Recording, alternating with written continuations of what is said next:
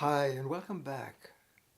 Thank you for joining us on our continuing, ever-deepening journey into the source life through the missing source code in our evolutionary journey. Hopefully you've had a chance to go through the earlier meditations and continue to build on this amazing journey.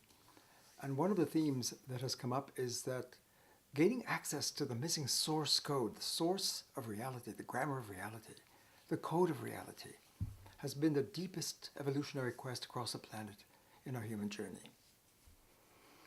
And in opening up that access to the source field, this field of reality, we've seen some astounding disclosures as this deep first science opens up. We've called it first science.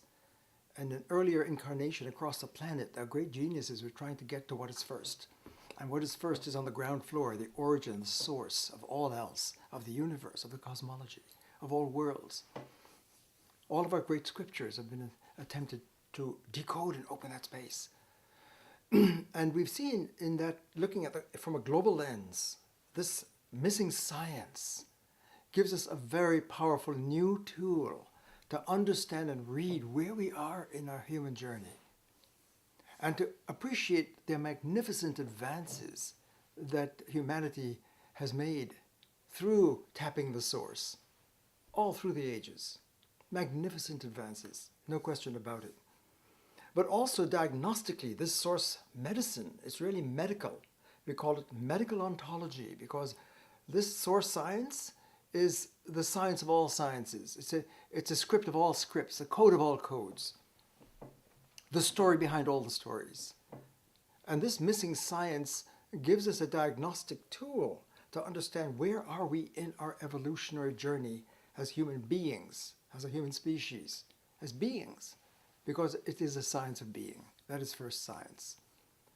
And so we've seen that when we look through this hitherto missing global lens, a global vision possibility to see more deeply than ever the ontological medicine of Abraham and Moses and Jesus and Mohammed and Buddha and Krishna, Socrates, Lao Tzu, to mention a few.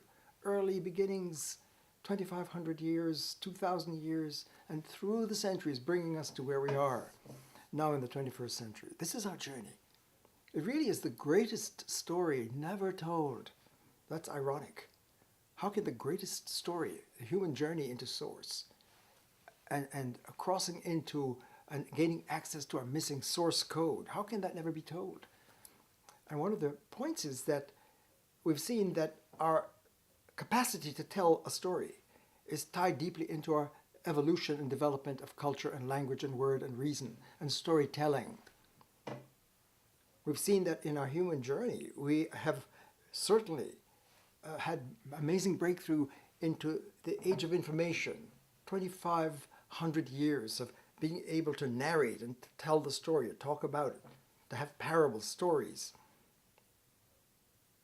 And all of our life and lives are inscribed in that space of information. Talk about it. That's an amazing development in word power. But what we've seen so far in our journey, and we're going to go deeper now in this session. And so what I'd like to do is to turn a page, so to speak, and take us deeper. Let's start over. Let's start over and look at what are the major themes we'd like to do with this meditation. Guided meditation into the source, deeper into the source, to understand the source medicine from first science, that the disclosure and opening up of the source code, the missing source code that gives us power to see more deeply into the field of reality. The infinite field, the unified field that has been calling all culture and evolution through the ages.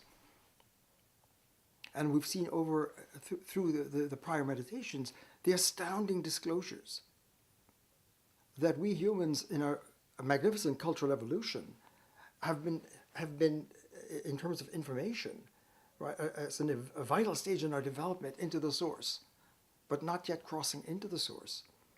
That it has a mind operating process. It's a technology, culture, experience, life, our everyday human life. To be a human is to process, to interpret, to read the world, to read our phenomena, to read our experience, our reason, our intelligence, meaning, language, word. All of this is part of a technology of culture making, and it's a deep code. And it allows us to see and speak and communicate and not communicate. But in any case, one of the greatest themes to come out of source science very clearly is that to experience is to interpret, to make sense of it. And to do that, we have a lens of the mind, intelligence, not just the lens of the eye, but the lens of the mind that we use, which is our culture code. And deeper than that particular lens, whatever, I could be in the biblical sense, a believing Christian or Jew or Muslim or Hindu or Buddhist, Confucian, feminist, scientist, whatever our orientation in the word, whatever our belief system, whatever our level of language articulation, whatever story we're living, what's very clear in source science, it is that it is in the information space, there is a deep technology that we're all sharing at that level of development. Let's call that, and we've called that the motherboard, so to speak, to use an analogy, that there is a process of using our minds when we interpret reality and make sense of things. And it's equal opportunity, we saw, that whether you're a religious person or a scientist or an artist or a person who feels and wants to talk about emotional intelligence, our emotions, our rational, our theory, our mathematics, whatever it is we're doing, can all be and is rendered in that level and stage of the motherboard. And one of the astounding themes that we brought out is that we have not seen clearly to call out and detect the motherboard that's dominating our lives. It empowers us to have meaning and language and reason and intelligence. That's magnificent. But it also, by its very nature, this motherboard that I'm speaking of, can be a smotherboard. It can really cut us off from a deeper, vital encounter with the fundamental source reality. And that source is the infinite force of reality itself. And all of our great religions and first philosophies, they may be called. First philosophies are philosophies, narratives of what is first. Stories about what is at the deepest level, first philosophies. But without the source code, you have narratives again in that motherboard which can be blocking access, deeper access into the direct encounter with the source. So what we've been suggesting in our earlier step-by-step, deeper guided meditations, and this is a now attempt to go deeper and do the science, the source science, to see that the motherboard, and that's one of the things I'd like to help us understand, what is this so-called motherboard that you could be using in science, in politics, in economics, in human relations, in religious life, spiritual life, whatever aspect of life in our culture. To be in our culture is to be using a technology, a mind, mentation, technology of consciousness, of making sense of things, and that we are not sufficiently aware of its dominating presence in all aspects of our lives. And what we've seen so far that is astounding by our great teachers in a global lens, in a global light, is that hidden, invisible motherboard of mind operation and processing that enables and empowers us to see and have language and word and meaning and experience and to see events and to make sense of things, to have a history, to have stories. All of that is still blocking us from a deeper access and maturation into a more integral, powerful, holistic access to source language, source word, to the field of reality itself. So there must be a deep crossing from that motherboard, which can be a smotherboard. And that's a vital diagnostic, because our great teachers were seeking in different ways to see something is wrong with everyday life, with our everyday cultures, with our human condition. People are suffering in all kinds of existential ways. I use the word ontological. Ontos is the Greek word for being, and source science is the science of being. And if we don't have the source science, then our being can be broken. And so source science is ontological medicine.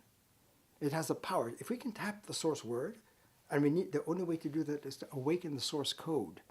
And we all have that code within us as a human. We're logos sapiens. And the logos from the Greek means the word, the infinite word, reason, mind, speech, language. The grammar of being is all in the logos, Sophia, to use a Greek word.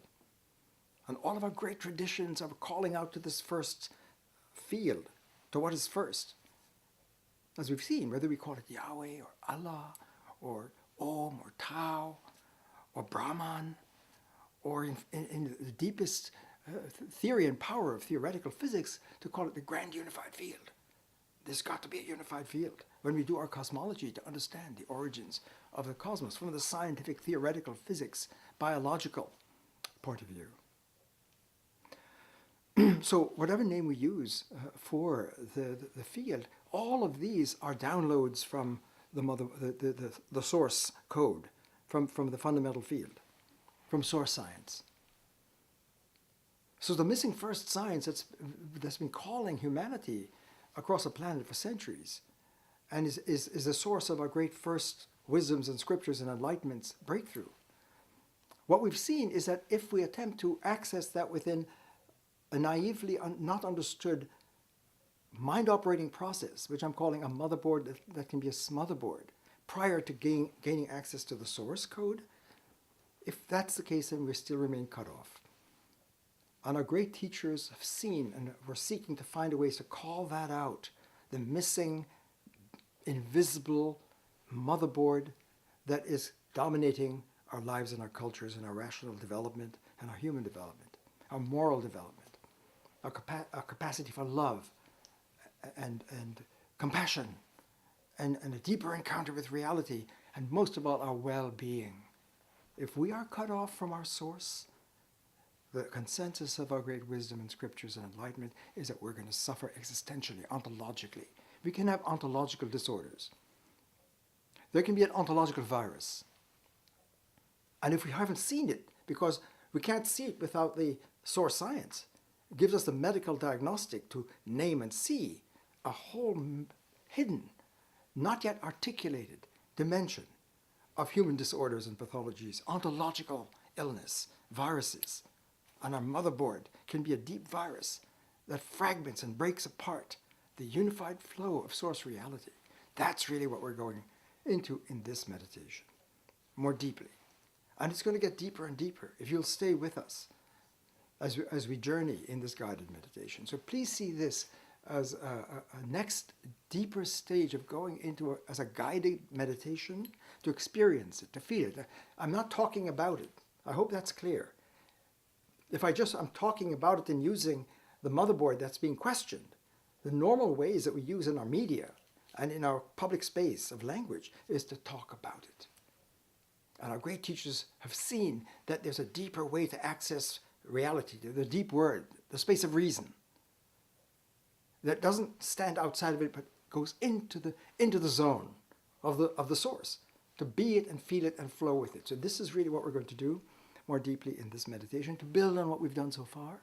And I hope before the end of this guided tour into the source medicine and source science with a source code, and we can then, from that point of view, diagnostically see why is it that when you look at the current human condition across the planet, going into our cultures and our daily lives, at every level of our culture and our education and our politics, every aspect of our lives, we'll see that there's profound chronic polarization and fragmentation and duality and separation that comes from the motherboard that dominates our lives. And that these fragmentations is built into the code of our motherboard, our mind operating process. A technical word for that is logistic. The logistic is a mind operating process that makes us able to have a culture, to use language, to have reason, to make sense of things, to have truth, to have science and arts, and to develop our intelligence. That's what we're talking about. That's a profound logistic code, a mind operating, culture making, world making, self making code. And great as it is, and it's dominated our human evolutionary development, if that is the source of chronic inherent fragmentation, separation, and divisions, which is not the way reality is. Reality is a flow. Reality is a unified continuum. If the continuum gets broken, we fall apart. And the signs of that medical diagnostic, when we look at our culture, cultural illness, ontological illness, with a virus that's breaking things apart that we've not been able to see, that's what we've called the invisible crisis, the human crisis, our evolutionary crisis. And all of our great scriptures and enlightenment, wisdom teaching has not been trying to give us more information, but trying in recognizing something is deeply wrong with our human life and stage of development, and we are in a journey to go deeper. We can go deeper, and we must go deeper if we're going to survive individually and collectively. We are culture humans. Culture humans, our habitat is culture, and culture is coming from the code of language and thought and reason, and our human development at that level that makes our worlds and our cultures. And if the culture is broken, if the culture is in a deep existential ontological depression, if it's not coherent, if it's not connecting, if there are broken links, then our being is broken. And human flourishing is well-being. So medically, source medicine gives us powerful new tools that have been emerging for centuries and are already encoded in our great teachings, that if we're not able to connect the dots and see the link between Abraham and Buddha and Moses and Jesus and Muhammad and Krishna and Socrates and Lao Tzu, just to mention a few, these are profoundly linked. And we couldn't see the links and the common axioms that these great geniuses are opening up for humanity without the source code, the code of where everything is interlinked and interconnected. So in this meditation, what I hope we'll end up seeing is the astounding disclosure medically that widely separated, not yet connected, human ailments and dysfunctions and pathologies in every aspect of our lives are connected to the motherboard. That has not yet been seen. It takes the innovation of crossing into source science, first science, with its powerful medical ontological diagnostic powers, to see what was scattered and disconnected. We can now connect and see the common source of widespread human dysfunctions and pathologies inscribed in our daily cultural lives. That's where humans are suffering.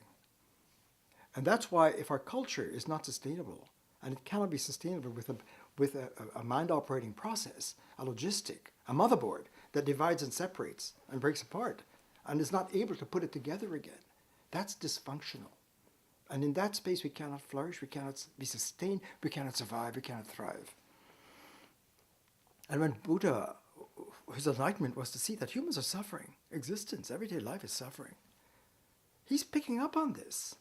The cultural fragmentation and brokenness in our inner psyche and life, and the interpersonal life and intercultural situation, our civic space, all of this fragmented and broken. Why? It takes first science, source science, to see that it traces to the invisible motherboard, the mind operating process that empowers us to see, but also blinds us for that very reason. It cannot see itself. We have to go into source science to be able to see, wow, there is a shared technology which is magnificent and has allowed us to mature and grow in many ways remarkably, but is also the very source of inherent fragmentation that produces widespread human suffering and disorder, understood in ontological medicine. So I'd like to build on our prior attempts to use the visuals, to create a meditative visual to help bring out the journey of humanity over these past 2,500 years, just to pick an arbitrary stage of our great birthing of our great scriptures and first attempt at first narratives and stories and wisdom and enlightenment through the ages, which are all tapping into this source. So let's try to rebuild the picture. We saw that it was so important to see when we are in a motherboard that fragments and breaks, which is now still the dominant condition of our human evolution for centuries, for millennia. And we need to note and call that out and mark it out. I use single strokes, single slashes, because it's slashes. Single slashes to mark when we're in this space. And double parentheses, double brackets, because it embraces. Double brackets is when we're in the infinite space. This hopefully now is more familiar. And this space, the deep space here, beyond this, so somehow this is where we're going to focus our attention. This is going to represent the technology of where we make our culture and our lives in this space. And when we cross from here into this space, the I and the other, in this space is where everything is interconnected. So just to give it a little more boldness in visual, this technology, which is what? Right? I'm saying this is the motherboard, and it can cut us off from flow.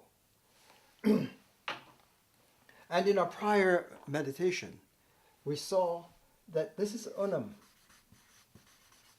I'm using the word unum from the Latin for infinite unity. And the basic source science is here to understand that the code of infinite unum is filled with boundless multiplicity. So this deep space, the double brackets field,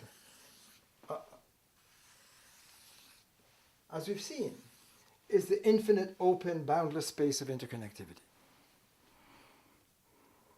And let's meditate on that for a moment, because this has been missed. This has not been seen because we've been attempting to see it from this space. And this space, here, the self, the I, and the not I. So there's a space between the I and the not I. The object, the subject who is thinking, and this is our information space. This is where our culture, the language, the thoughts, the feelings, the code. There's a code of everyday culture, of making information, of using words, of using human reason, and making inferences and logic. And there are many different logics and many different worlds. They're all taking place. Think of this as the screen of experience. Whatever culture you're in, whatever orientation, whatever field, because this is the field of all fields. So the most astounding disclosure of entering into source science with the source code. There's a code here that I'm using the double parentheses. In my own journey as a philosopher, as a first philosopher over the past 50 years, as a logician and first philosopher, as a deep ontologist, seeking to understand what is the missing grammar of reality, of being. This is the place of being. We're always, wherever the double parentheses goes, that is the field of being. So what we saw is if that's the space for the infinite, the double bracket, double parentheses is a marker of the boundless infinite field of reality. On the ground floor, what is first? And to see that the human journey of evolution into word power has evolved to a technology. This is a technology. It's a way of using our minds to create our culture, to tame language, the word power, reason, intelligence, into the space. This is a huge development. So all of our arts and sciences and education and narratives and histories and breakthroughs are being processed in this space. And because this is where we see here, we don't see here. You have to step back to see. It's from the double bracket source science that you can see this technology. So there are two different competing technologies. A deep word. So when we hear, and we've seen this before, I'm just rehearsing some of the main themes because this is if we don't see this, it's pointless to go on. In other words, what is the fundamental field? It is infinite unum. That word is vital for us. That's not been seen appropriately because you can't see it from where we usually see. You cannot see unum. You cannot see it from here, from where we have tamed the word and word power and reason and information. This is magnificent. And it's been so compelling to tap the word and the power and reason here that it's held us captive. This has held us captive. And we don't realize it cuts us off. This technology, by its nature, cuts us off from a deeper access to the field of reality. But all of our cultural history, all of our religions, all of our politics, all our economics, all of nature, all of our experience is going on in this cultural space. But it's all within the field. That's what's amazing. No story, no narrative, no religion, no scripture, no theoretical physics, no economics, no biology, no chemistry, no field, no music, no mathematics, no digital web power can be apart from the word, the infinite. So again, if we had to pick out a few fundamental axioms or gems of source science, here's what I would suggest that we focus on and keep in mind in order to see where we're going is that somehow this motherboard that dominates our lives has evolved over eons, and this story over, let's say, 3,000 years, it's more than that, but just to give us a scope of this motherboard has been dominating our cultural innovations and stories and religious and rational evolution and development here. And yet our great teachers who are tapping into the infinite double bracket space. And what does it mean to be human here? What does it mean to be in culture here? Have realized that we've got to go from here to there. And it's going to take a magnificent discipline and transformative medicine to go from here, to break this barrier and enter into the home ground, into the source field, in the unified space of love and compassion and connectivity and flow and thriving and being and well-being. Well-being, this is a space of being. Being is unum, and unum is pluribus.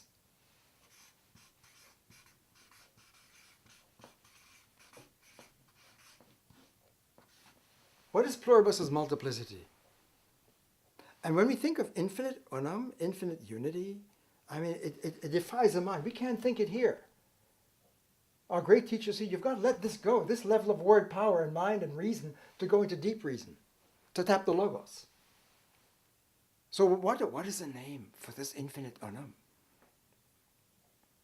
Well, it's the Om tradition. The great yogis are calling it Om, meditate, not talk about it, not use this thought form. This thought form, predication. Predicate is to talk about it, describe it, report it. Give the story, tell the story, give the headline news, talk about it. Right? That level of thinking, that technology, that's this. Information technology to talk about it is not powerful enough to really enter into the space.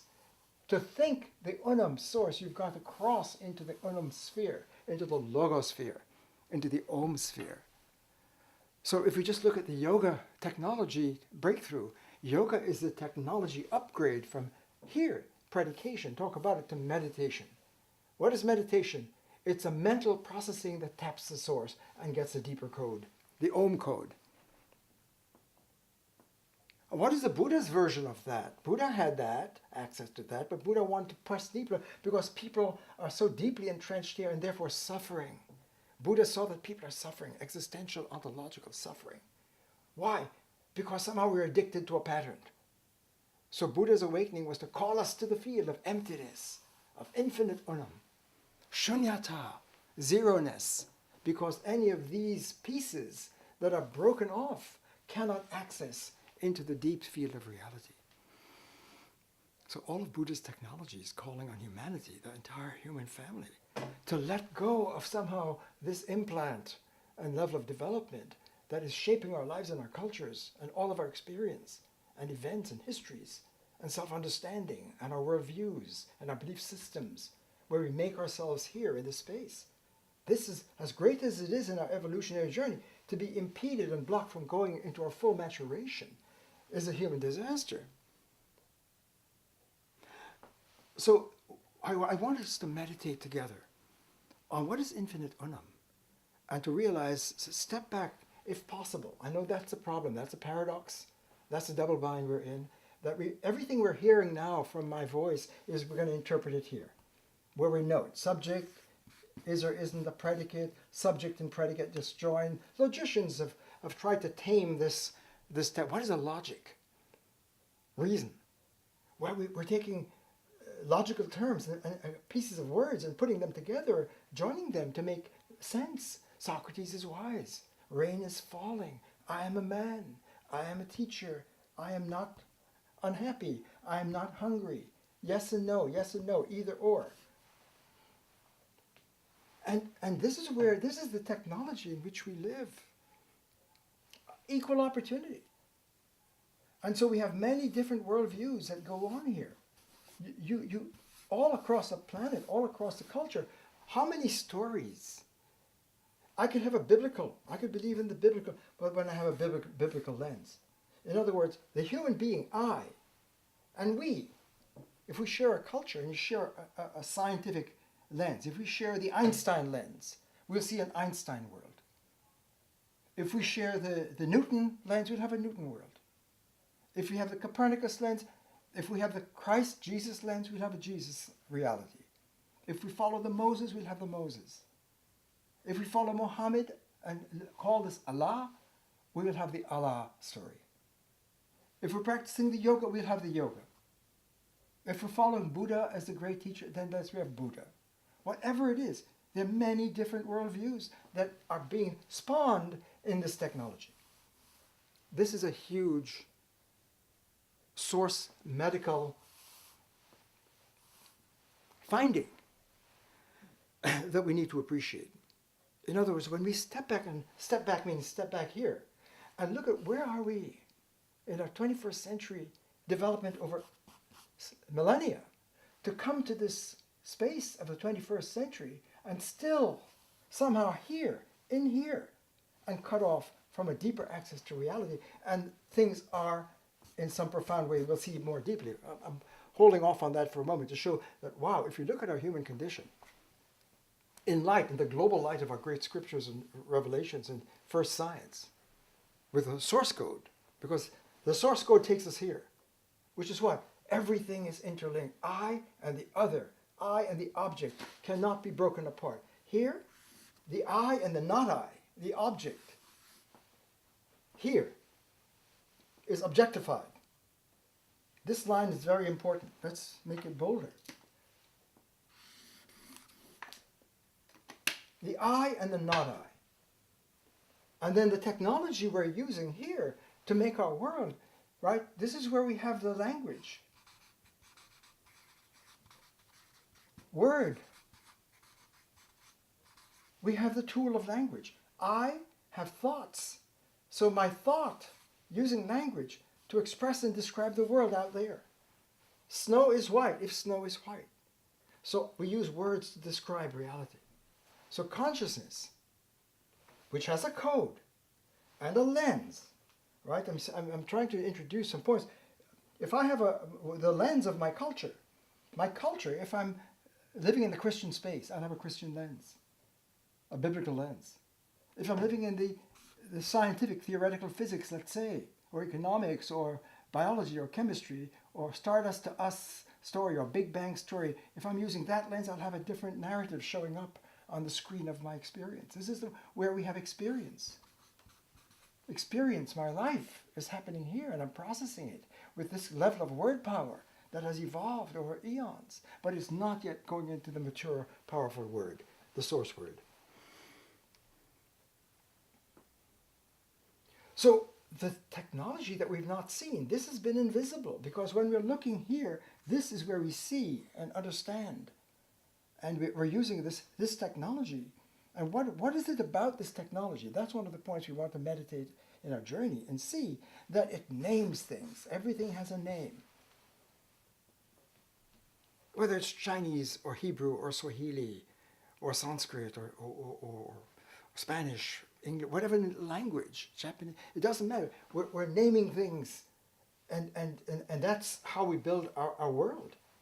That's how we build our meaning, our language. Words name things.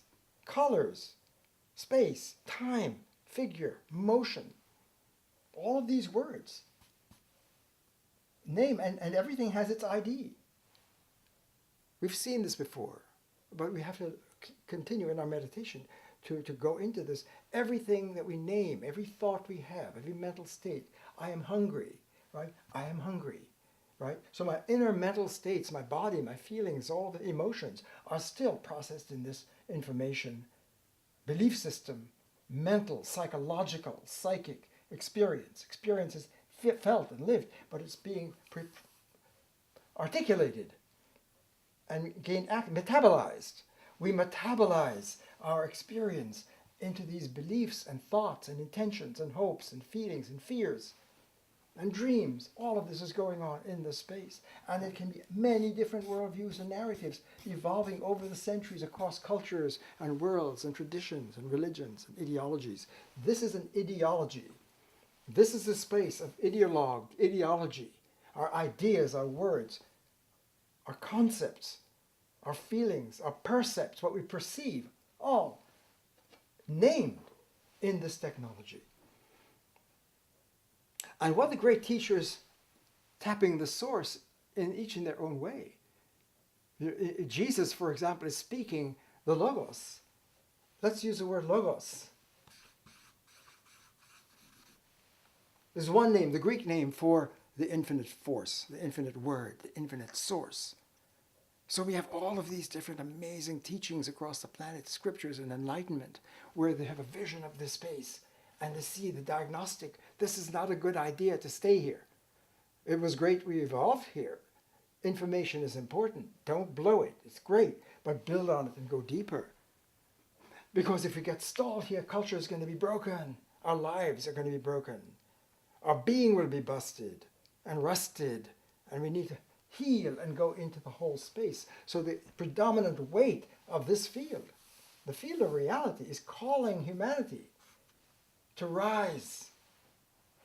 So wherever we are, in whatever field, art, whatever form, whatever orientation we have in the word space, in this space, it is being funded and fielded in every breath by the field. We can never step outside of the unum, the infinite unum.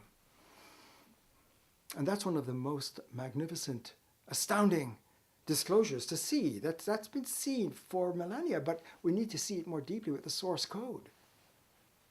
Which is what? That everything is interflow. Everything is interconnected. Everything that we see here that gets separated and broken, really when we go into this space, we find that it's always interconnected. This gets messy rather quickly, I know. And we're in this meditation. Think of this as calligraphy. I'm trying to create a visual, a living, dynamic visual, not to give us information. My attempt in the meditation is not to speak in here. Please be aware that I'm not telling a story here. I'm telling a story here. And storytelling here is how we give the story. We give the information. We give the report. You could read the gospel, the good news about Jesus here. We could talk about Buddha. We could talk about yoga. We could describe. We can prescribe. All of that language is using this technology. But ironically, our great teachers like Buddha was saying, the Buddha is here. Who is the Buddha? The Buddha is the field. You cannot separate the Buddha as an entity. The Buddha is not an object that can be named with this technology and given an ID. Everything has an ID. A is A. That's a powerful axiom. A is A. And that really guides our level of word power, to tame the fire of the Logos word, of the infinite word, to give it a name, to tag it with an ID.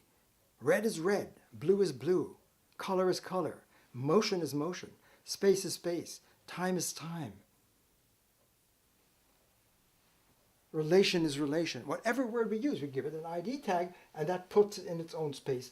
And that is the nature of this technology. But our great teachers saw that this technology, as great as it is,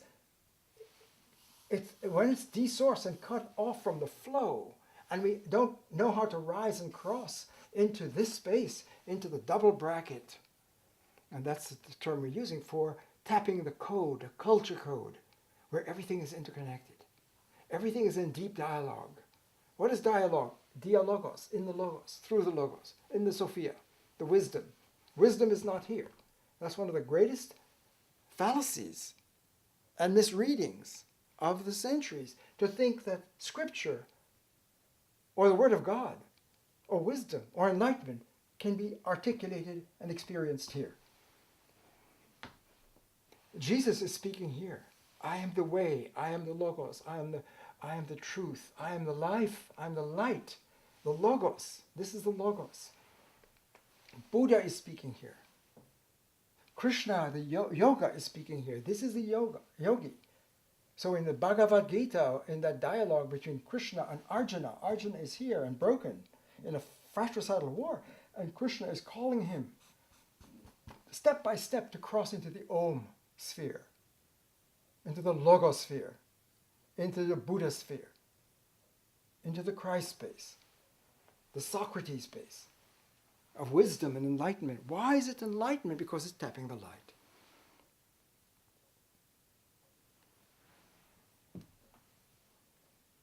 So when we hear the word, in the beginning is the word, we hear the word is, I know what a word is. A word is used to tag something, to give it its ID, to name it. That's a chair, that's a person, that's mother, that's father, that's brother, that's a college, that's America. Whatever name we use, we're using words to name it. And we're doing it here. We're weaving our words together to make sense. That's what sense is. Sense is meaning, and meaning is truth.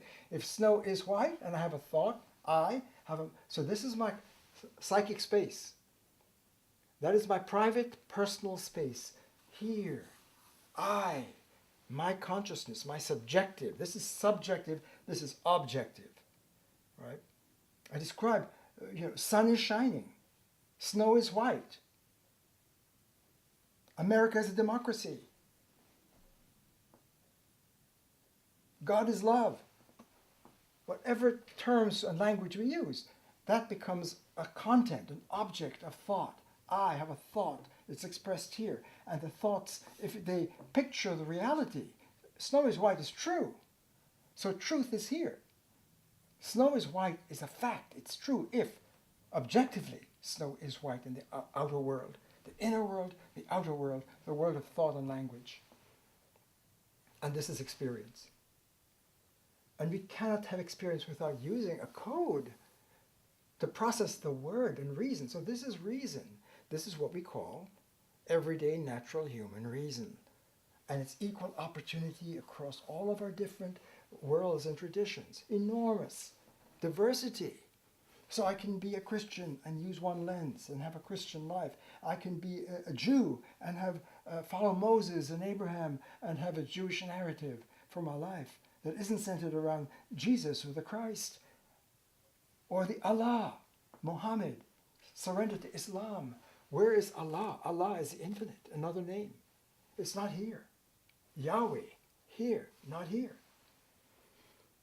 So I'm juggling many different profound themes from source science that are astounding in terms of the consequences, because all of these many worlds we look across the planet of what has evolved over eons, at the marketplace of culture in a global lens. This is a global lens. The double bracket lens is a source lens, a global science. And look at the human condition. And all of the liberal arts, for example, all of the disciplines and fields, all magnificent, in economics and politics, natural sciences, social sciences, humanities, arts, mathematics, computer science, all vital, all important. Each has its language and lens and specialty. So there are boundless fields that can be named in this space and broken down in terms of deep research into the depths of the cell in biological research, as in the quest to understand the cause of cancer, for example, or any medical ailment in what's called scientific medicine, science here. Let's use science to understand what's going on out there in the world, subjective, objective. So the world out there that we project traces back to the lens that we're using, which traces back to the motherboard. So we can have vastly boundless different narratives of reality or worldviews, belief systems, stories, paradigms, memes, codes of my world. Because as a scientist, what gives me meaning for the universe is not the same as Genesis in my biblical understanding, or in my political life as, let's say, a civic American, where I'm trying to live that ethos of keep your religion out of your politics, live in the ecumenical space of, we've been through this before, right? That's a different world.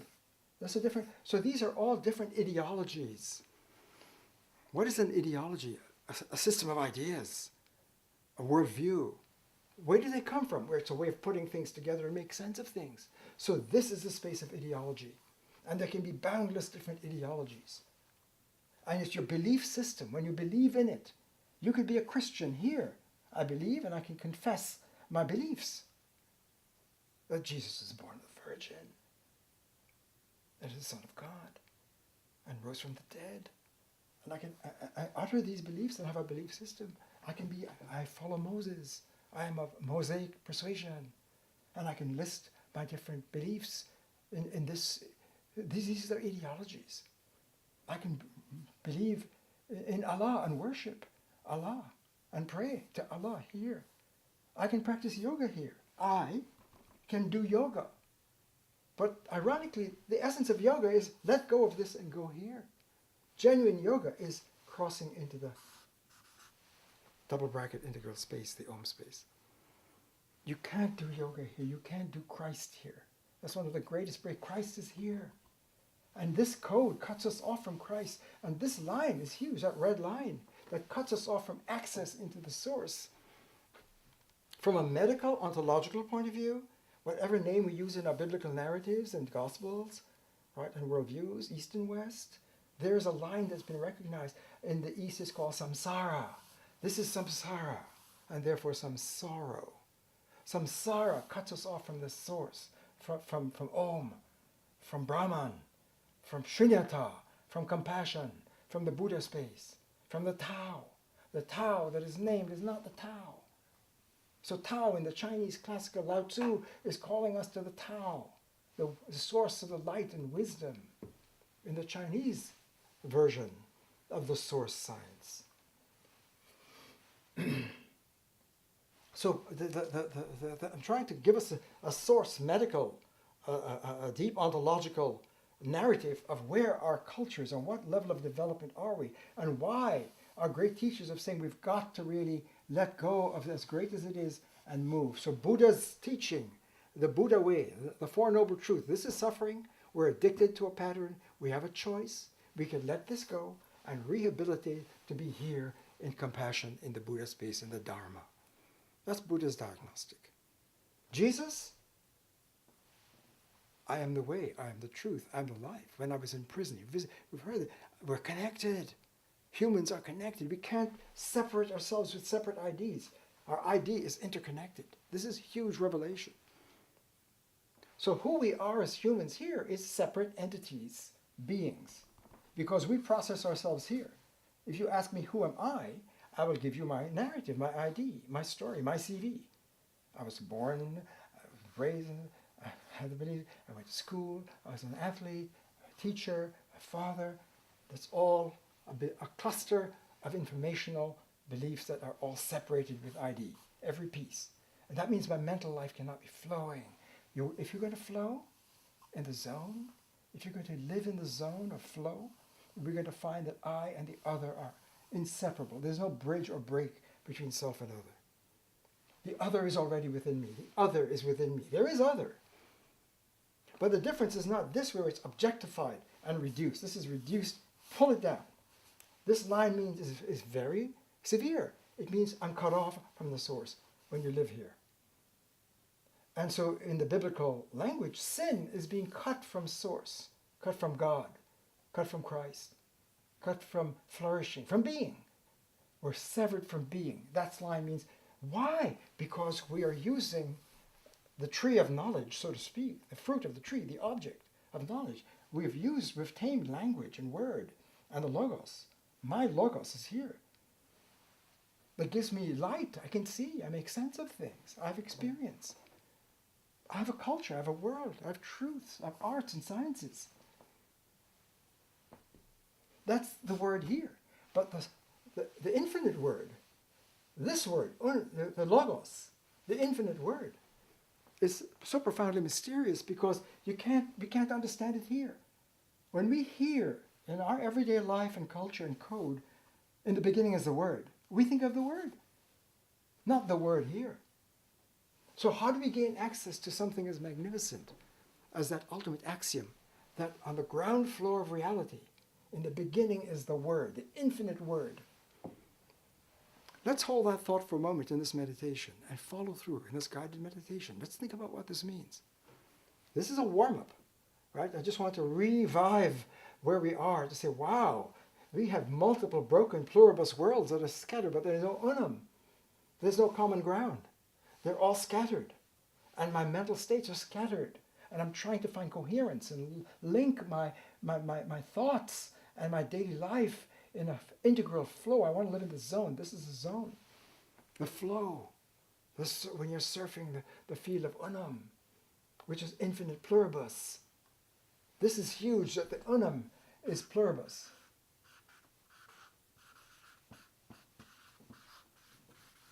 We've seen this before. What is pluribus? Multiple.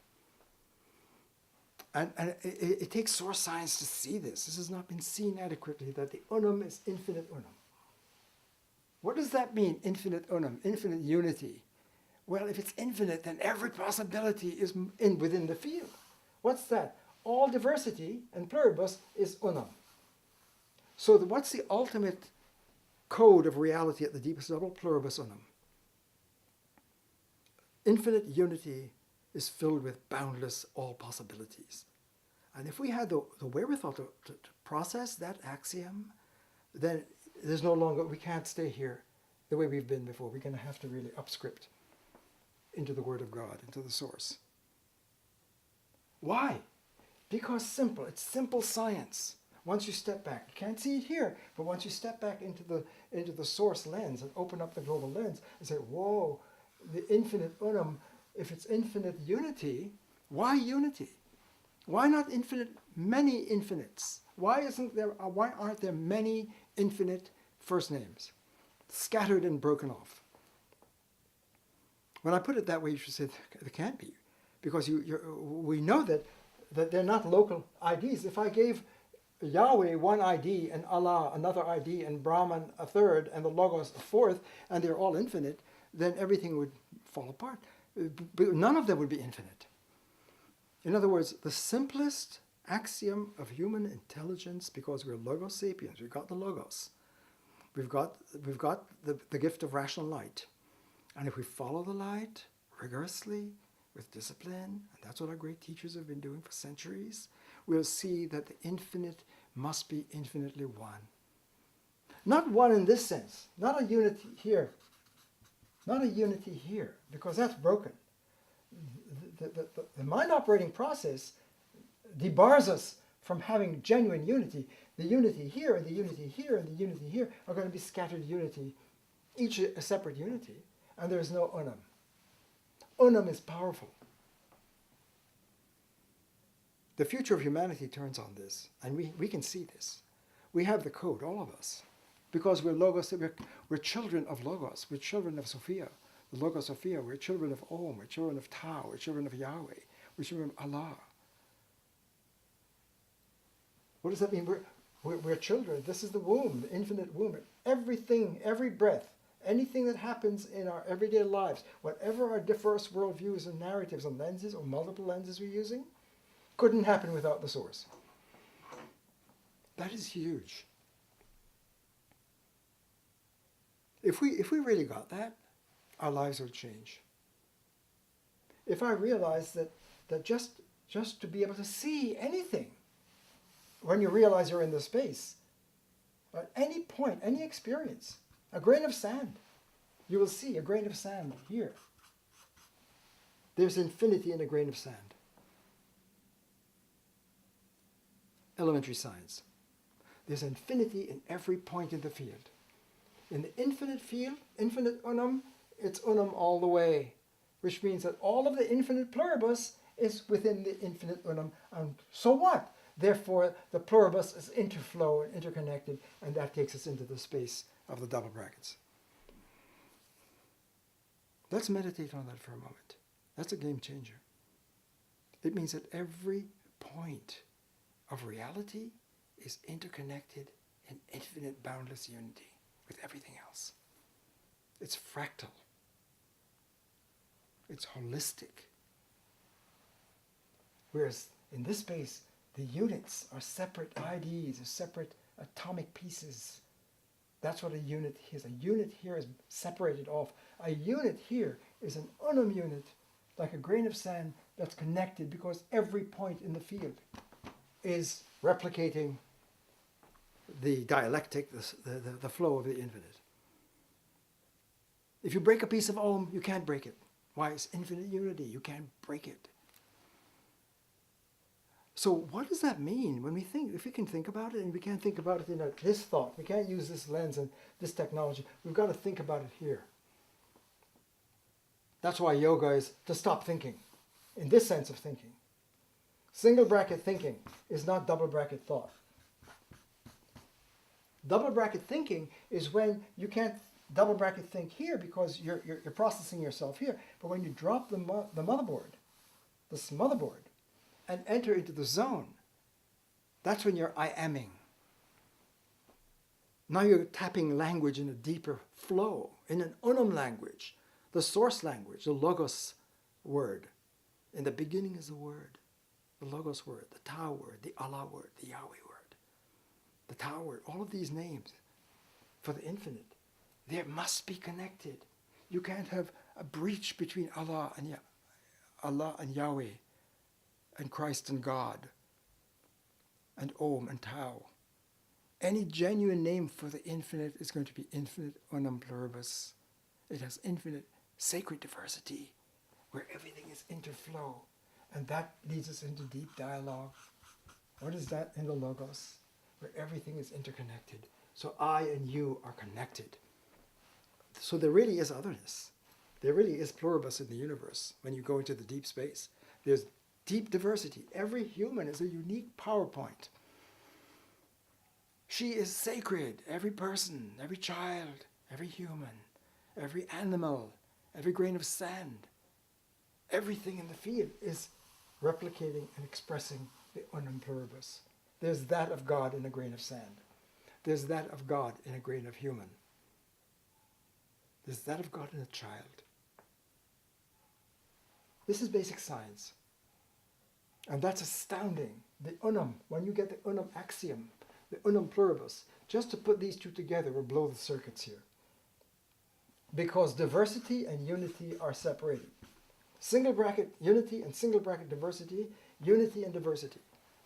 We're going to go into that more deeply, into this logic.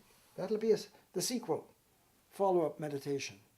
There's so much we need to do to get the literacy of where we are here and what the fallout is and why this is a disaster ontologically, medically, when understood from the point of view of the medicine here. The medical ontologists like Jesus and Buddha and Krishna and Moses here and Muhammad are seeing what's going on here and realizing we must surrender to Allah. Rumi, there's a field beyond judgment and good and evil and those kinds of smotherboard talk. There's a field. I'll meet you there. Here. Rumi. For example, I'm giving examples. William Blake, there's infinity in a grain of sand, an eternity in an hour, in a pulse of time. So in this meditation, please begin to see that all of the words we use in our everyday life, whether we're speaking Chinese or Swahili or Hebrew or English, German, French, whatever the language you're using, and we're predicating, we're using this technology, we name certain things. Every name here, every word that's single bracket, this is getting two, every single bracket word here, that's what the single bracket, the single slash is. It slashes off from this. This technology slashes everything it touches. It gives a separate name, and it breaks apart what is unbreachably united in the unum space.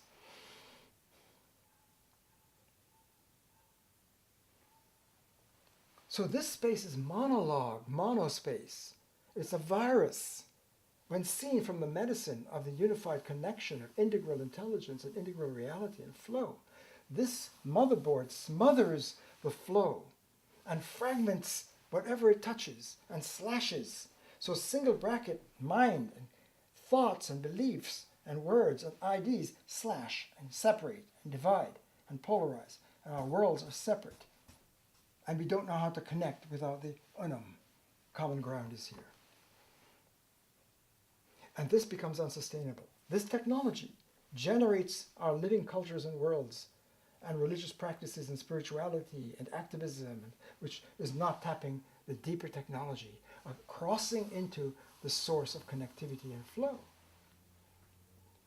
So I'd like to turn this page, this messy page, and we'll conclude this meditation for a moment, but I just want to get these 3 or 4 fundamental themes out. That in the beginning is unum, infinite.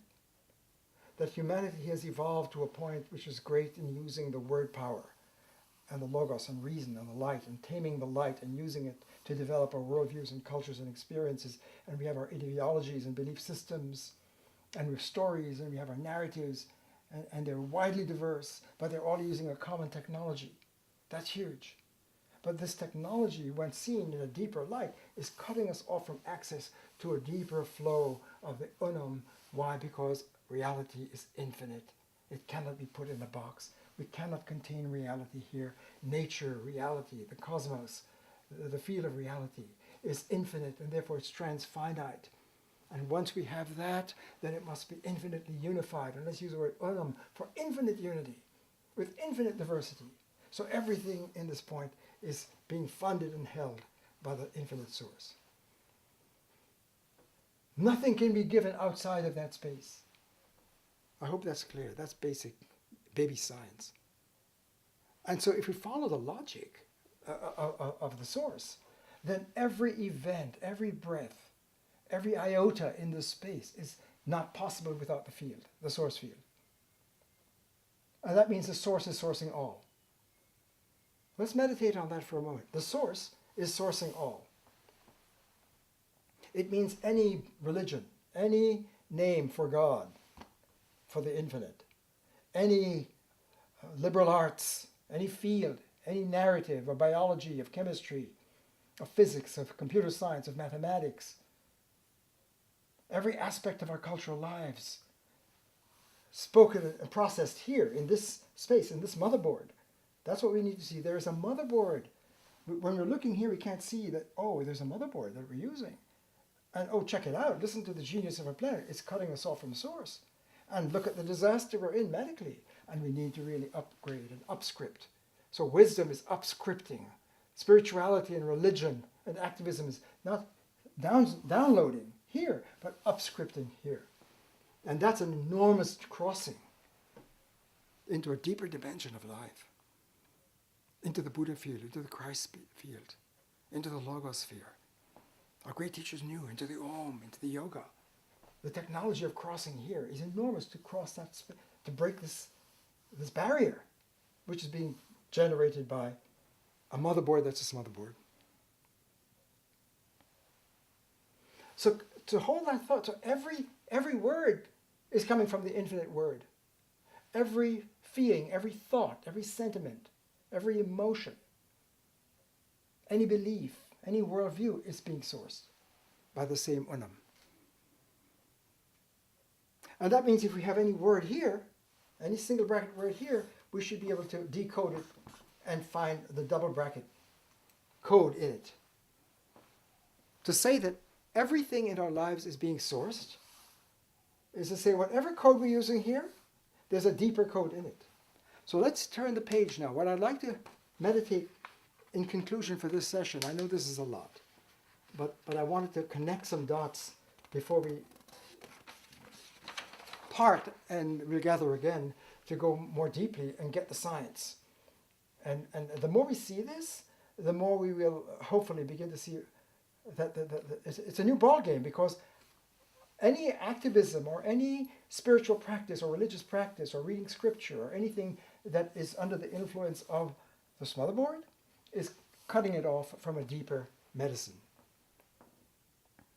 And if we see that widespread human ailments and pathologies in our culture, in our human relations, in our intercultural lives, in our civic space, in our personal inner lives of trying to find peace and meaning and bliss and well-being, is fragmented by an invisible thought form, a logistic, a mind operating process that has not been adequately seen and called out. We get that with source science. So here we have everything is interconnected and nothing can be broken apart. That is astounding if you could handle that. It means that time here, spoken here, whatever metric form you're using, calendar or clocks or digital, whatever it is to measure time, linear time, separate ID, time here, for example, is not the same as time. What is time? Understood in source. Every point, every moment is connected. That's unbelievable. That blows this mind. To go here blows the mind. It says blows the mind and blows this word. Single bracket time, if you can go into double bracket time, where every point is connected with every other point in the unum pluribus, is mind-boggling. It means that now, to be now, what is the call of deep ontology? To be here now.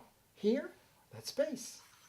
What is space? Well, space, we know space is another name. It's another name tag. It's another building, another brick. Space and time and motion and cause and substance and color and figure, all of these names are broken out. Please stay with me on this point, because when you cross into this, it's not just that you have time when you go into now power. This is now power. Not here. Not in past, present, future, we're broken. But integral time is where if you can show up and be mindful, that's the I am. You need to I am time, because mind and time and word and space cannot be divided. So that space here is separate from time. But when you go into the double bracket time and you realize that the power, the infinite flow of interconnectivity, it forms a continuum. Which means what? This is what's so difficult to get but so powerful. That space and time cannot be severed. Space and time connect. It's space-time. And even though here we have mind and we have body, and my body is physical and my mind is consciousness, and even soul, my consciousness and my body are separate, when you cross into the I am, it's mind-body. Body and mind cannot be separated. Space and time, mind and word and world, all of these are scattered here. Word, world. No, the word is the world. In the beginning is the word, and all of reality is all the worlds. All worldviews are flowing from the word. Word is world. But how about mind? Well, mind is word.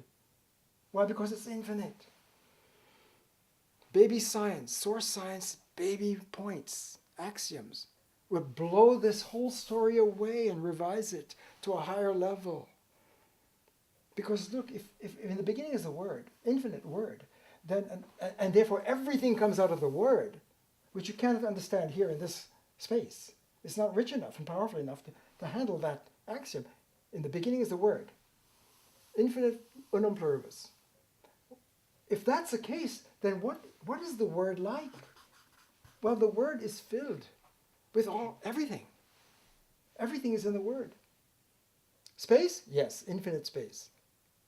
So when you begin to do the science of the infinite unum, then every point encodes every other point, and any word you get will bring in all the other words. Here they're divided, here they're undivided.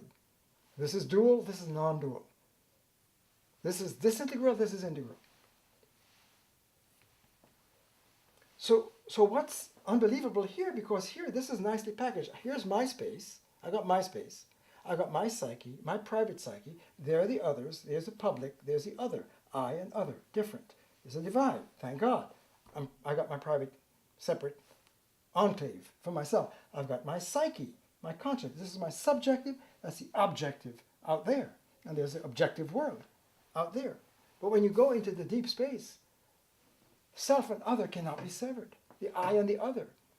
My personal space and the external other are connected inevitably, inexorably. You can't cut it. I cannot cut off from the other. That's why Jesus is saying with that axiom, when I was in prison, you visited me. When I was hungry, you fed me. Why? Because I, thou. The language of the zone, of this space, of source science, is I, thou. A unit is I, thou. Unity pluribus, the other. So the personal and the political are unbreachable. The polis, the community, and I is not a split between I and the not I and the polis and the private and the public. That split here that is living in this space can't work when we enter into the higher intelligence of integral. It's not that the other isn't other, please. There really is difference. That's what pluribus means. There's boundless diversity. Diversity is real. Allah is not Yahweh, is not Om, is not Tao. There is diversity, but there's Onam in the diversity. They're connected. They cannot not be. So the thou is other. The other is other. The work of art that I'm looking at. I'm engaging the painting, the Van Gogh painting, let's say, not as an object here, where I objectify it, but in an immediate, deep encounter of deep dialogue, I'm standing open. When I cross into the deep space, I open my being to the flow, to the source. And nature, it flows through me. And space and time, and color and figure, and all of the seasons are connected. Spring and summer and winter and fall. You cannot break them. Nature and culture are not split. Nurture versus nature, no. Nature and culture flow. Word and world connect. Mind and world. Time and space. Mind and time. Mind and space. Mind and body. Mind, body. All of the separate, broken out pieces here begin to touch into the continuum. Source science shows us and gives us a voltage in the double bracket code of the source. And we're not bringing out the source code. All is interflow.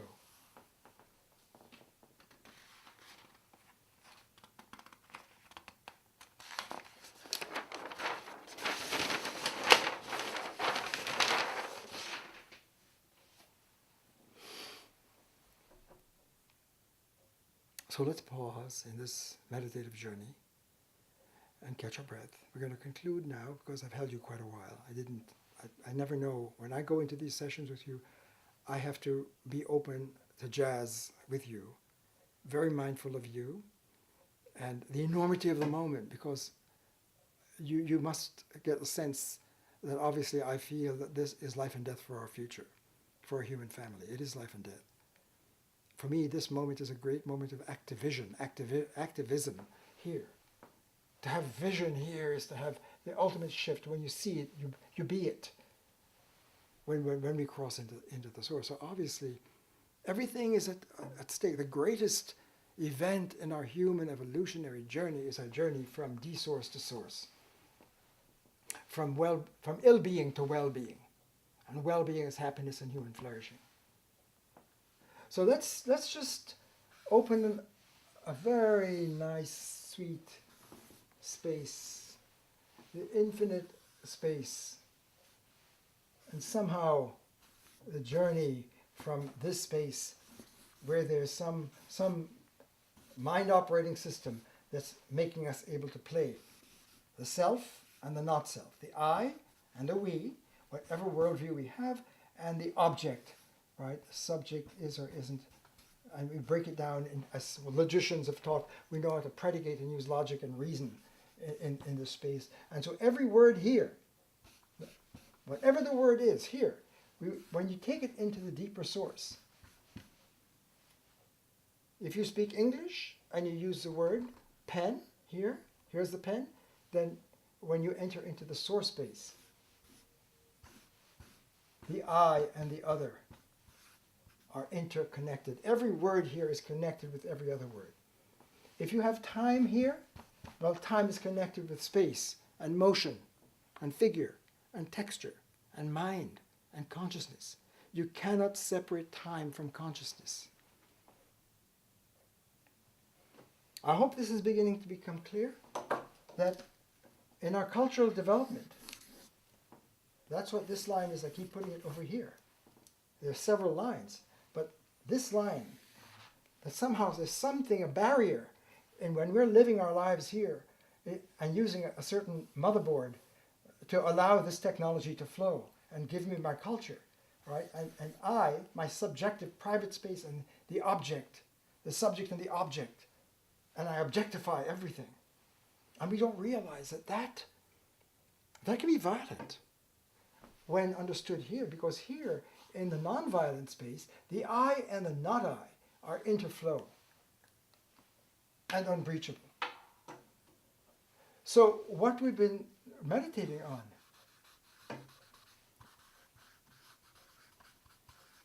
the unum pluribus of the infinite field,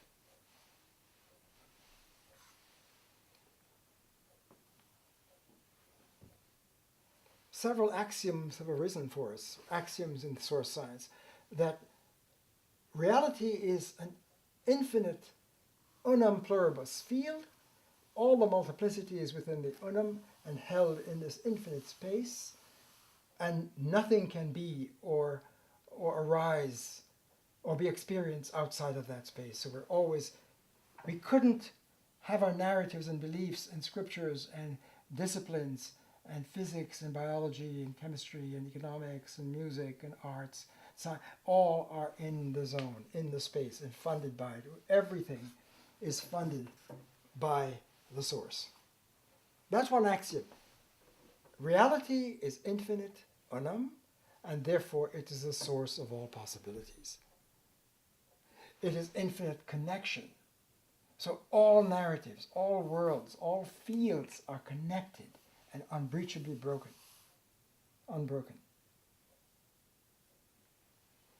Here, every field is separated by the very nature of the technology we're using. We call it ID, identity.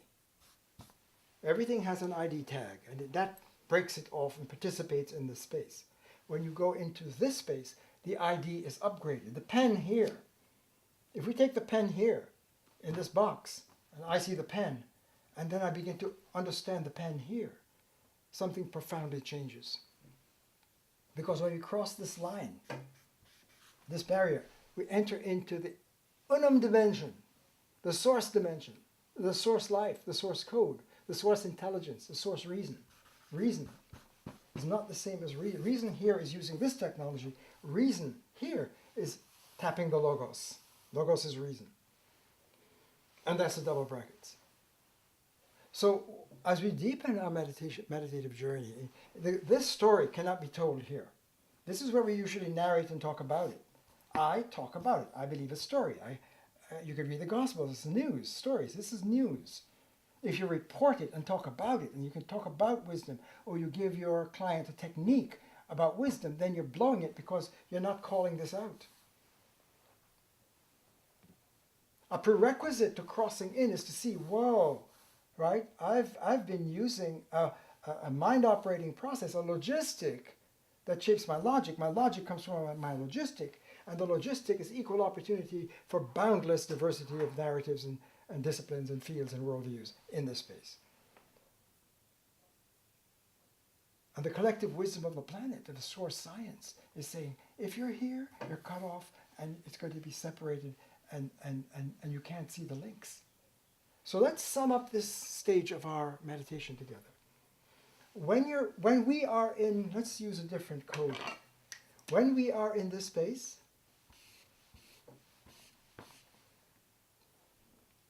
every point is infinitely interconnected.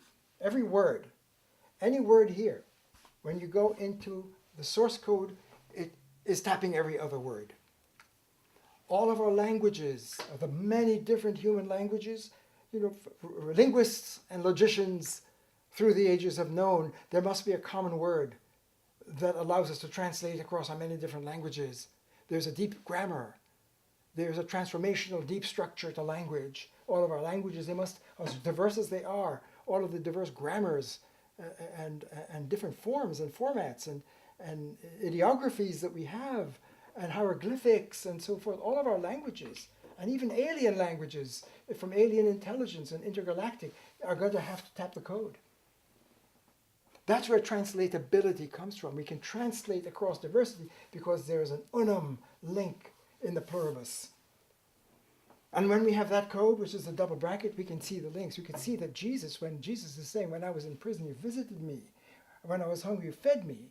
When Buddha is saying, all things co-arise, everything is interconnected, and therefore I and you cannot be split, and the person and the polis cannot be broken. There are alternative unum narratives of the same axiom. We can begin to see what was scattered before, the Jesus story, the Buddha story, the yoga story, the Lao Tzu story, the scientific Big Bang story, and so forth. They're all packaged here and separated off, but when we cross into this space, whoa, the connection, we begin to see it. We can decode it now. We can begin to see that what was scattered before, there's science here. Compassion, the Dharma, ethics, do unto other, as you said, is grounded in the Logos, in the depth of reason, human reason here, source reason, coherence, connectivity, integral reason, where everything is interconnected.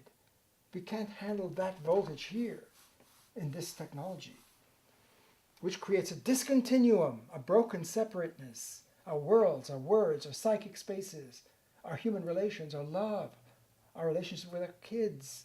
All of that is, we're using this, we don't intend to be, because we're such beautiful people, we're Logos sapiens. But when we're here, we're blocked from our deeper self. And when we are selfing here, it cuts us off from our high self, our true self, our source self. And that's where we enter well-being. So to sum up, what we need to go deeper, I mean, this is an ongoing journey into the depth of source intelligence, to understand this missing language and the source code, the missing code. That is a game changer for this.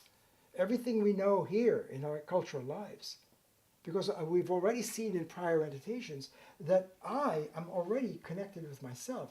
The double bracket surrounds me. So wherever we are in our daily lives, we are always held by the source. And that's another astounding disclosure of source science, that the infinite is always infinitely in every point. So if the skeptic here is saying, I'm an agnostic, I'm a skeptic, I am nihilistic, there is no truth, there is no knowledge, there is no God, there is no source, then that person is duped, because in terms of source science, you couldn't use a word. You couldn't use any word without evidence of the infinite word. There is no word or thought or feeling that isn't being sourced. So the most radical skeptic speaking in this space, who is speaking here and using this technology in the space, who is cut off from her voice, her source voice, who's denying it. A denial is to use this. You can affirm or deny. Snow is white, snow is not white. I believe in God, I don't believe in God. There is a source, there is no source. But both are using language, and language means you're here. So any word you utter is evidence of this. People don't get that. Or, every point in my life, the infinite presence is here.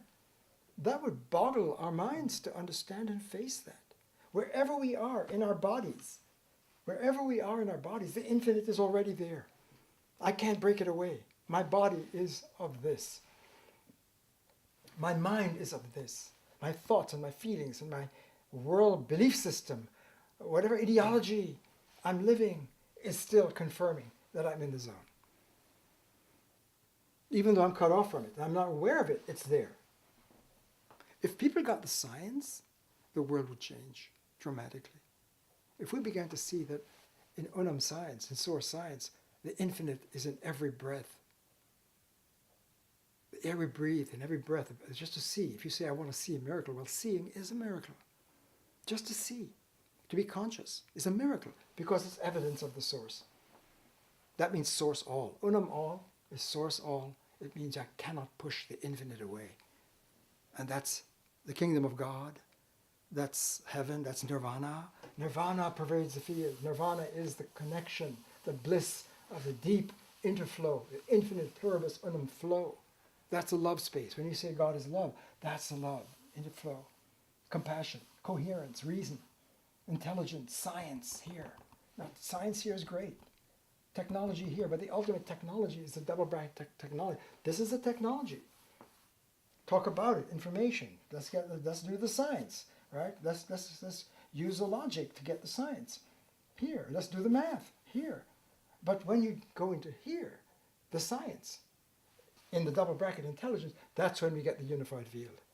You can't get the unified field here because this disunifies, and to get the unified field, you've got to cross into deep science. That's source science. So these are axioms that are bubbling up for us. The infinite is infinitely unum. All the pluribus is also connected. That means that there's a space of deep dialogue, and everything is interlogued with everything else. And every word that we have, when we put it into the deep linguistic space of the source word, it's connected with every other word. You can't break it off. So space is space-time. Mind is mind-body. Mind and word and world.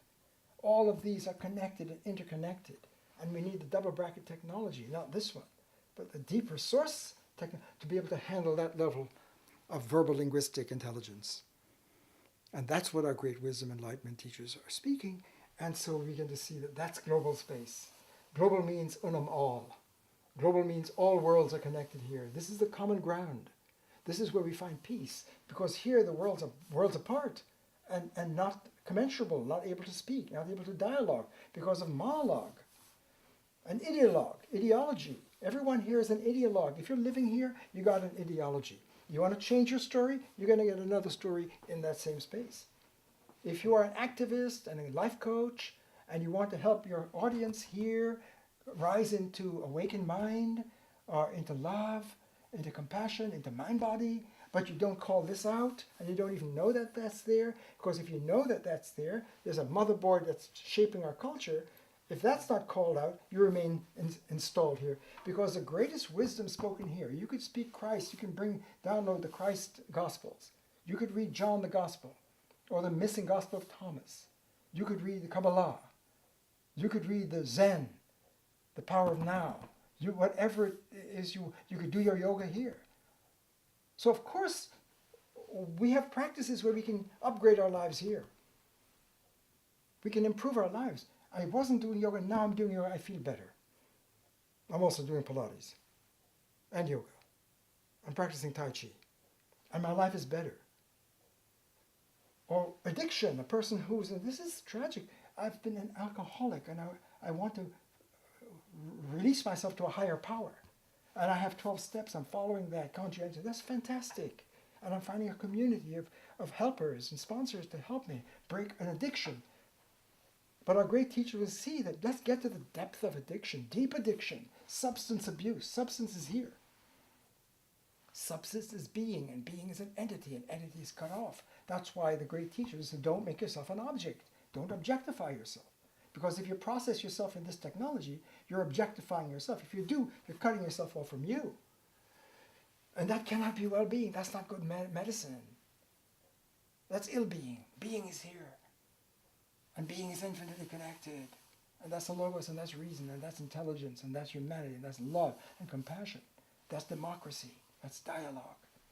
This is monologue, ideologue, ideology, fragments and breaks apart. We can't have coherence in health. So in the next sequel, we'll just pick up right here and go deeper. We'll see why this is the source of widespread disorders now seen with ontological medicine.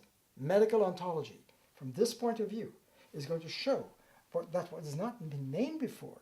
We know when our marriage is falling apart and we're getting a divorce. We're not getting along. Men are from Mars and women from Venus. We just don't connect, for example. Or the tension between the parent and the child. And you trying to raise your child well and be a good parent and parent them here, and you don't realize you're maybe objectifying a beautiful, sacred being that is entrusted to you to parent them here. Or if my democracy is falling apart, then the civic space is not civil. And we want to get it civil. We want to restore civility to our political life. And the founding fathers and mothers of 1776, who went through this meditation before, democracy is here. We hold these truths to be self-evident. That's here. The code of the founding visionary of the American way, for example, is here, 1776. But if we're still here, we're colonized, and therefore we're not free. We're bound beings. We're cut off from source. And liberation is here. That's when we become emancipated and free beings and free global citizens, and democracy here. For example,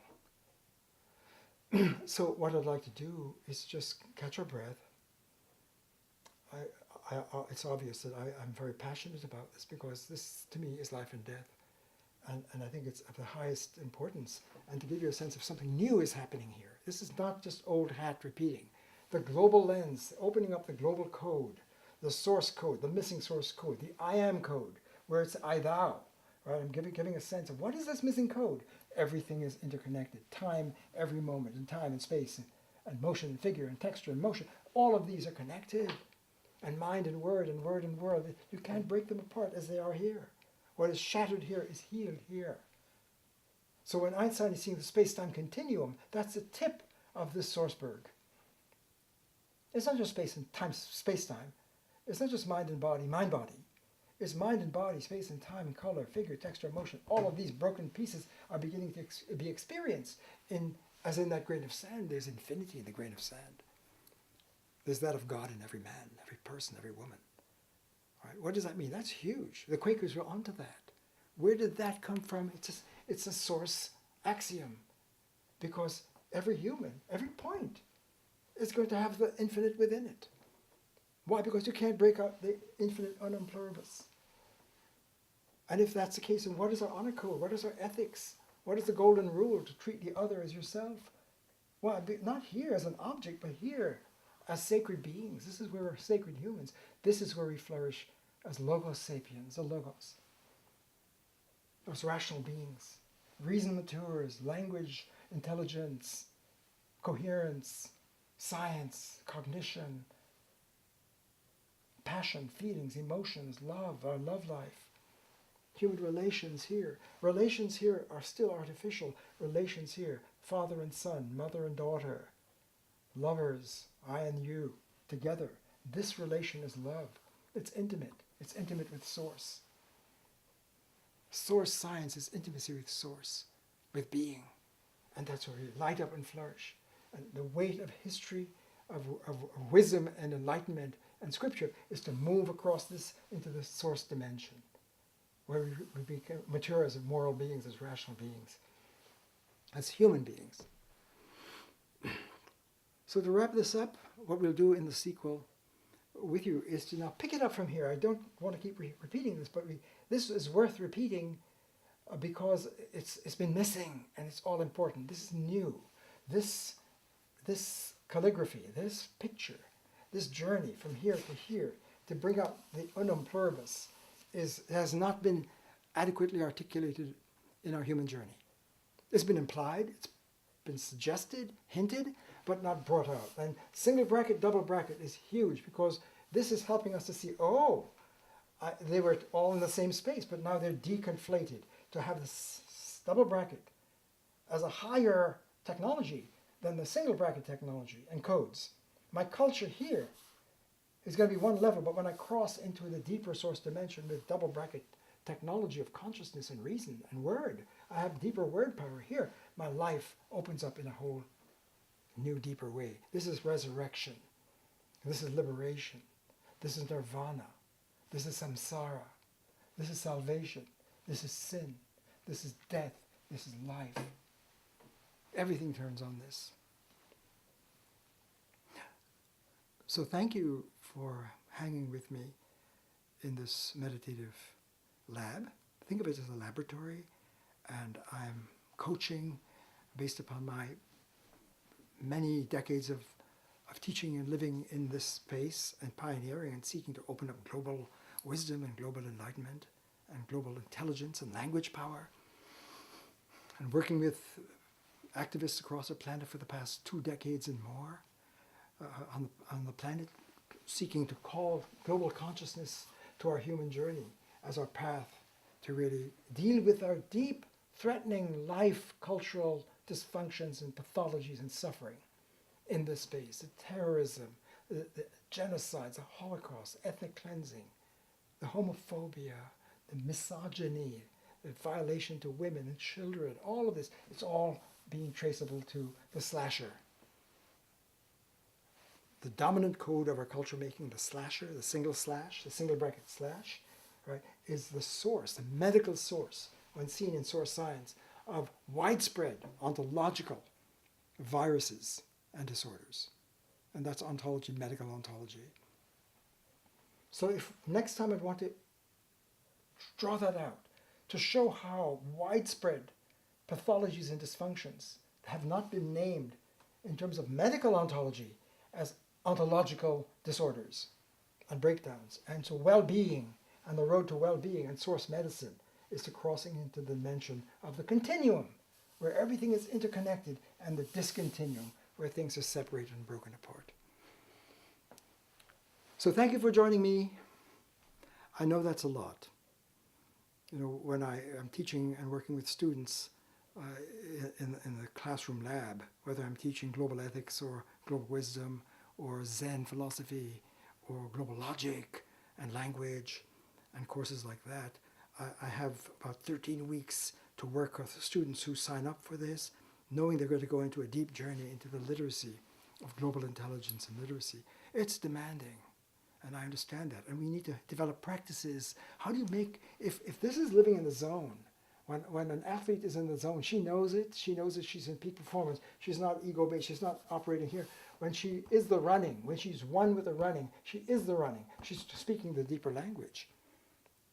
When the jazz musicians are jazzing, and they're not separate jazzing, but they're deep jazzing and flowing in deep dialogue here, we know it, we feel it. We all have that code within us. And it comes out in our dreams, it comes out in a high moment when we're in the zone. As athletes, performers, actors, actresses, politicians in great moments, when we have a brilliant breakthrough, we know we're in the zone. We know when we are, and we have access because we're always in the zone. It's always operating on us, and it calls us out when we're not looking and under the influence of this motherboard. So is it possible for us to cultivate a life, a culture, a polis, a civic space in the zone together? Can that be done? Can we live 24/7 in the zone? That's what our great teachers, Jesus, Buddha, Krishna, Moses, Muhammad, Rumi, on and on, our great mystics are all seeing into this space and realizing I can't express that language here. That's the mystic. The mystic is seeing deep space, but realizing I can't use these words. So that's mystical silence, that the truth has to be experienced directly. We can't talk about it. That's a good point. So let's pause and take a breath. I'm just thanking you for hanging with me in these meditations, and we have deeper work to do together. And as we deepen it, we'll see that they're powerful rituals and rites of passages to help each of us individually and together in your family and in your love, with your lover, whomever the other may be, with the other religion, the other culture, the political space, to come together in a deep consensus as awakened rational beings. Can we do that? Can we cultivate those habits of rehabilitation, rehabituating ourselves from this space to this space? Yes, decisively. All of Zen philosophy, all of Christ's practice, living in the Christ, living in the Buddha, being in the mindful Zen, practicing yoga in that sense. Yes, there are practices in global science to upgrade our technology of daily life, to live in the self, the Atma, as Gandhi, the Mahatma, for example, is living in that Atma space, the Om space, for example. So thank you for staying with me, and tune in next time, and we'll take a deeper journey into the widespread pathologies that we face. And we'll go deeper constantly to see the missing language of the source of how do I go from time, double bracket time, and space and motion and cause and mind, so that mind and consciousness cannot be broken from time. Right? Nature cannot be broken from consciousness. And we begin to see that all my life and experience is tied into a mental practice.